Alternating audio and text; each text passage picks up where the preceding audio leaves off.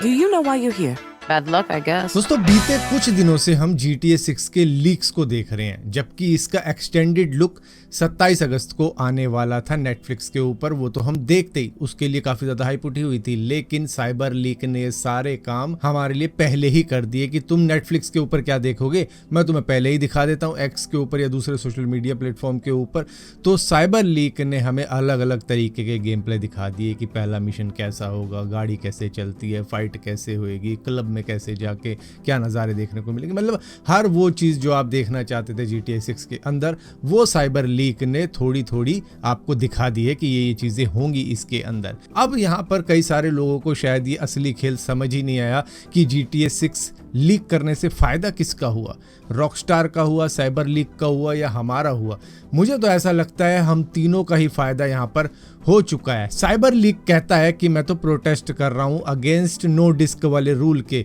कि भैया ये कह रहे हैं कि हम कोई डिस्क नहीं देंगे GTA 6 के लिए, जिसके ऊपर भी कई सारे लोग साइबर लीक को सपोर्ट करते हैं कि हाँ भाई आप बिल्कुल ठीक कर रहे हो। और इसी के ऊपर साइबर लीक डोनेशन भी मांगता है, उसने अपना QR कोड भी लगा रखा है इन लीक्स फुटेज के ऊपर। ये इतनी बड़ी हाइप वाली गेम है जिसका इंतज़ार पता नहीं कितने सालों से लोग कर रहे हैं, मतलब काले बाल भी सफ़ेद हो गए। उस टाइम से हम GTA 6 का वेट कर रहे हैं, तो हाइप क्यों नहीं होगी। और यहाँ पर साइबर लीक का मोटिव मुझे नहीं लगता प्रोटेस्ट है, एक्चुअली में इसका मेन मोटिव है पैसे कमाना। यहाँ पर साइबर लीक ने खुद की क्रिप्टो टोकन भी लॉन्च कर रखी है, जिसको साइबर लीक कहा जाता है, जिसको लोग परचेज कर रहे हैं तो उसकी वैल्यू जैसे जैसे बढ़ रही है, इसके पास में वहां से भी पैसा आ रहा है, प्रॉफिट बुक वहां से भी कर रहा है, ऊपर से डोनेशन भी ले रहा है। जैसे ही गेम प्ले आप देखते होंगे जो ये लीक करता है, उसके अंदर QR कोड दे रखा है, उसको स्कैन करके आप इसके टोकन खरीद सकते हो, इसको डायरेक्ट डोनेशन दे सकते हो, इस तरीके की भी चीज़ें हैं। तो ये प्रोटेस्ट तो नाम का है, लेकिन मेनली इसको फाइनेंशियली बहुत ज़्यादा प्रॉफिट हो रहा है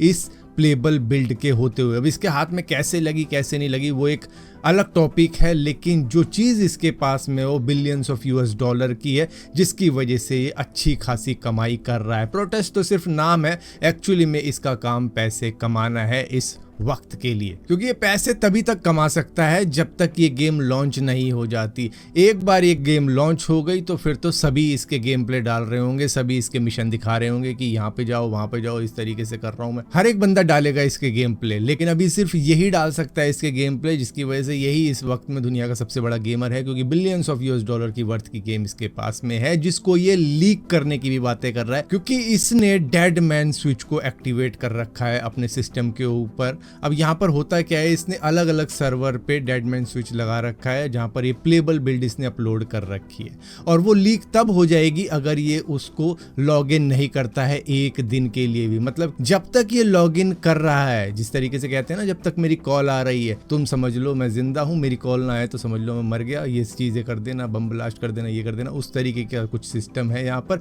अगर ये लॉगिन नहीं होता है तो वो सर्वर उस गेम को लीक कर देगा इंटरनेट के ऊपर, सभी लोग उसको डाउनलोड करके अपने पीसी में खेल सकते हो। तो इस तरीके का स्विच इसने लगा रखा है। तो यहाँ पर रॉकस्टार के लिए ऐसी सिचुएशन है, ना वो इधर का है ना उधर का, और अगर गलती से ये पकड़ा जाता है तो यहाँ पर शायद ये गेम लीक हो जाएगी हम सभी के लिए, लेकिन नुकसान तो रॉकस्टार का हो जाएगा। लेकिन इसको दूसरे एंगल से भी देखा जा सकता है कि भाई रॉकस्टार इस वक्त में अच्छा खासा मुनाफे की तैयारी भी कर रहा है। बेशक से रॉकस्टार की जो पेरेंटल कंपनी है टेक-2 इंटरैक्टिव, वो इस वक्त में काफी ज्यादा नुकसान सह रही है, क्योंकि उनके शेयर धीरे धीरे गिरते चले जा रहे हैं, क्योंकि जो इन्वेस्टर हैं उनको थोड़ा सा नुकसान हुआ है जैसे ही ये चीज़ लीक हुई है, क्योंकि बहुत ज़्यादा हाइप थी इसकी, और जैसे ही लीक हुई है यहाँ पर इनके शेयर गिरे हैं। अब शेयर गिरे हैं तो यहाँ पर और भी ज़्यादा शेयर बाय करेगी रॉकस्टार की पेरेंटल कंपनी, क्योंकि यही तो वक्त है जब शेयर इनके डाउन पड़े हैं, और कुछ महीनों बाद जब ये गेम रिलीज होएगी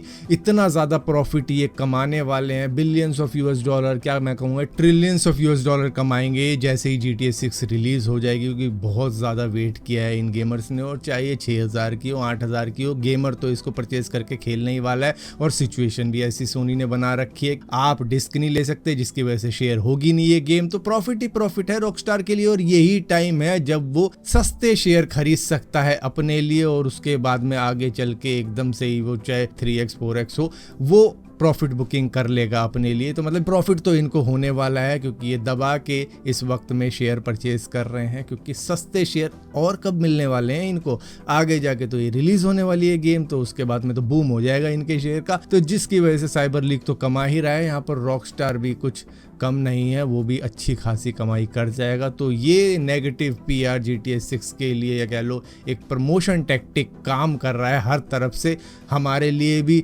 साइबर लीग के लिए भी और रॉकस्टार के लिए भी, क्योंकि हर तरफ फ़ायदा ही फ़ायदा हो रहा है। हमें गेम प्ले देखने को मिल रहा है कैसी गेम होगी, साइबर लीग को पैसे कमाने को मिल रहा है, रॉकस्टार को नेगेटिव पीआर मिल रही है, और ऊपर से वो सस्ते शेयर खरीद पा रहा है ताकि वो आगे उनको महंगे में प्रॉफिट बुक करवा सके।